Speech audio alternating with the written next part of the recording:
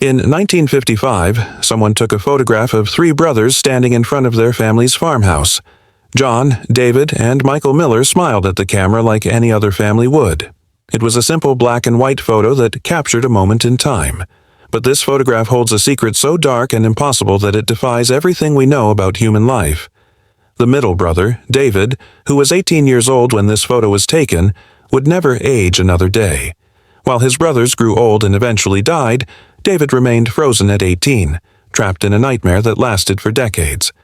Dr. Evelyn Reed discovered this impossible truth while working in the basement archives of a small-town historical society.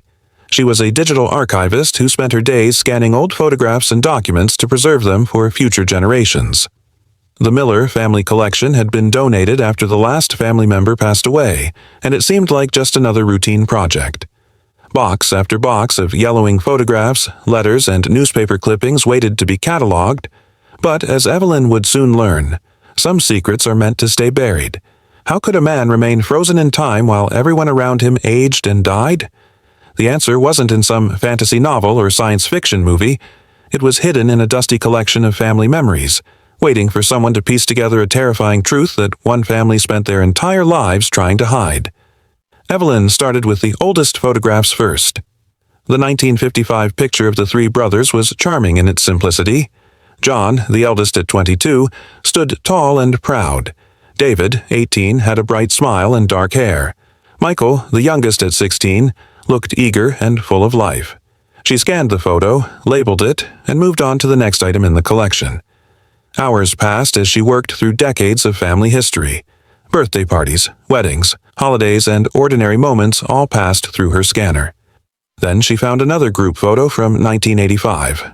At first glance, it seemed normal enough. Three men standing together at what looked like a family reunion. But something made her pause. She looked closer at the faces in the 1985 photo. The man on the left was clearly an older version of John Miller. His hair had gone gray, and lines marked his face. The man on the right was definitely Michael, now middle-aged with a receding hairline. But the man in the middle made her blood run cold. It was David, and he looked exactly the same as he had in the 1955 photograph.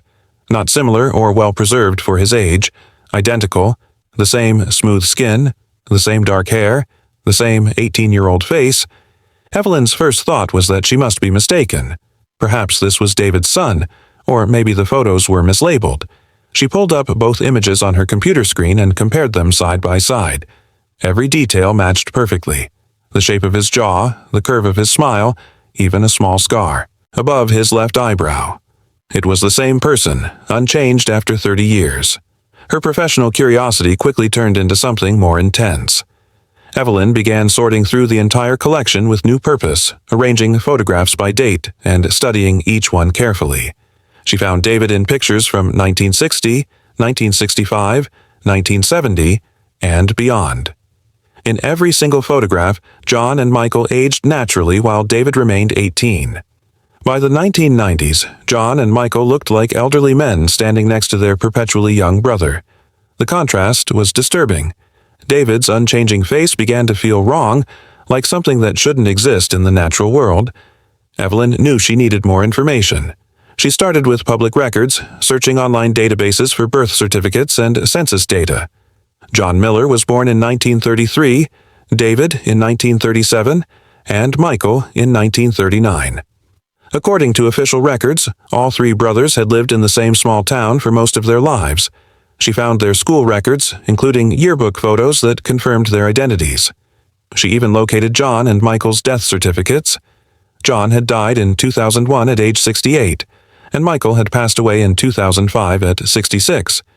But when she searched for David's death certificate, she found nothing. After the last photograph in the collection, dated 2003, David Miller simply vanished from all official records. He had no death certificate, no forwarding address, no trace of existence after that final image. The mystery consumed her thoughts.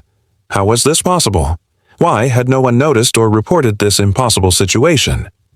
Evelyn returned to the collection, this time focusing on letters and personal documents. Most were mundane correspondence about daily life, but then she found something hidden at the bottom of the last box. It was a leather journal wrapped in plastic with "Property of John Miller" written on the cover. The pages were filled with cramped handwriting, and as Evelyn began to read, she realized she had found the key to understanding this impossible mystery. John's journal entries started in 1955, just weeks after the first photograph was taken. His writing was fearful and confused. He described an incident that had occurred in the woods behind their family farm. The three brothers had gone hiking on a hot summer day, exploring paths they had walked since childhood. But something happened to David in those woods. John's description was vague and frightened. He wrote about a strange clearing they had never seen before, an area where the air felt thick and wrong. David had walked ahead of his brothers and stepped into the clearing first. John described a moment of absolute silence, as if the entire forest had stopped breathing. When David turned back to face them, something in his eyes had changed. He looked the same, but John sensed that something fundamental had shifted. At first, the family didn't notice anything unusual. David seemed healthy and normal. But as months turned into years, the truth became impossible to ignore. David stopped aging. His appearance remained frozen at exactly the moment he had entered that clearing. By 1960, when David should have been 23, he still looked 18. The family doctor, an old friend who could be trusted, examined David multiple times but found nothing medically wrong. His body functioned normally in every way except one. He was stuck in time. John's journal revealed the family's growing fear and desperation. They couldn't explain David's condition to anyone without risking him becoming a medical curiosity or worse. So they made a pact to protect him. The family moved frequently, never staying in one place long enough for neighbors to notice that David never changed. They created elaborate cover stories, sometimes claiming David was a nephew or cousin visiting from out of town. The burden of keeping this secret slowly destroyed their lives. John never married, dedicating himself to protecting his brother. Michael tried to have a normal life but struggled with the weight of the secret. The journal entries grew darker as the years passed. John wrote about David's mental state, which deteriorated as he watched everyone around him age and change while he remained the same. David couldn't form lasting relationships because people would eventually notice his condition. He couldn't hold a regular job or build a life of his own. He existed in a perpetual state of hiding, dependent on his brothers for everything. John described finding David crying in his room, begging for it to end. But there was no cure, no solution, only the endless continuation of his frozen existence.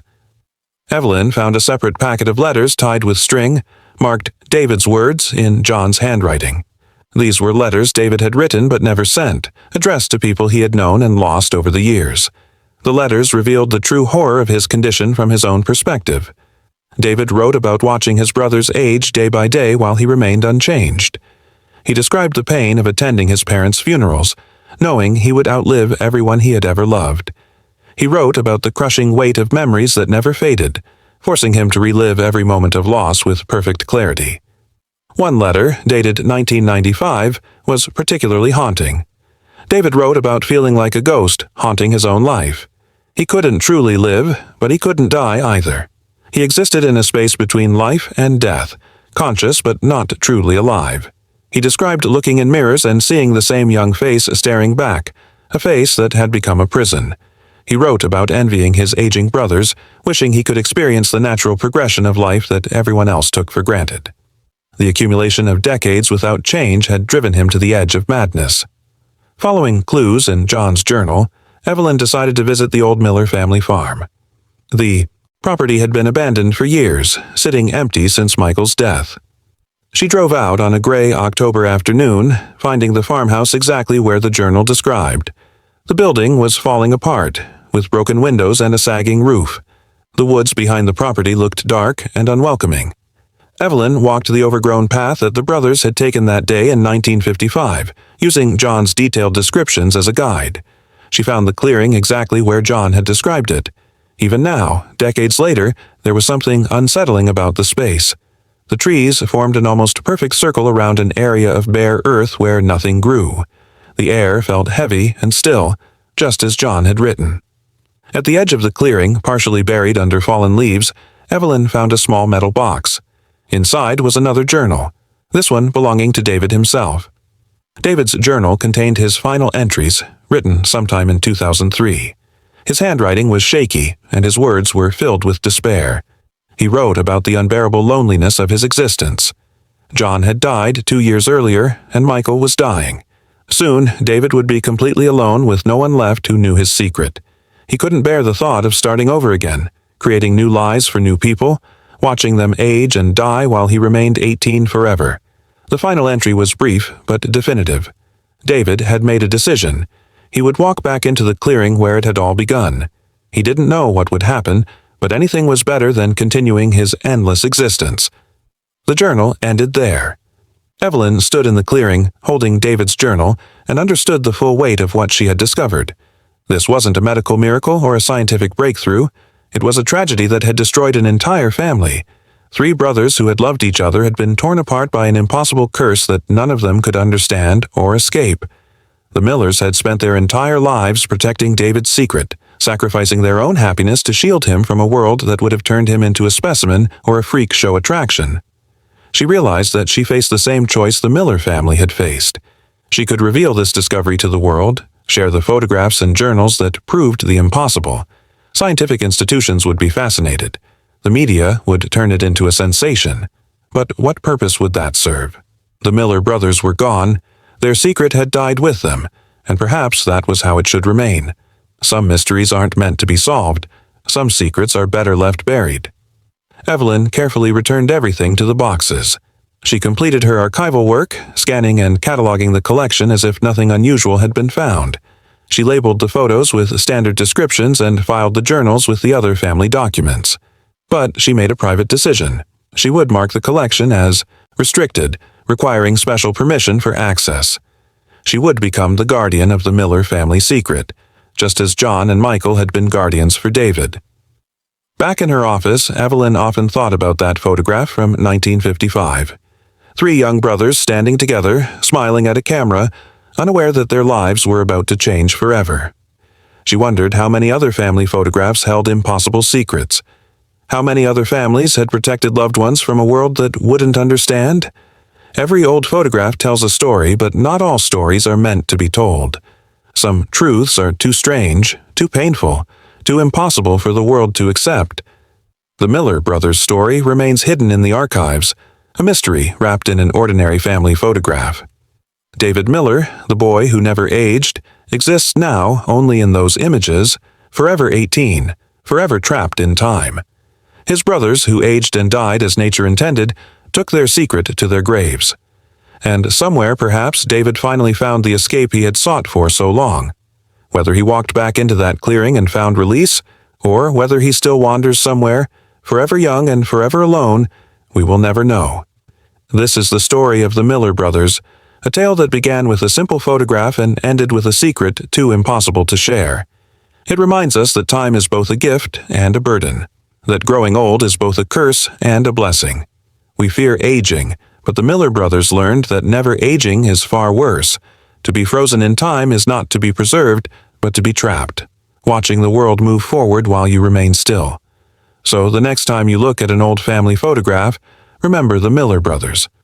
Remember that some mysteries are better left unsolved, and some secrets are meant to stay buried in the past where they belong.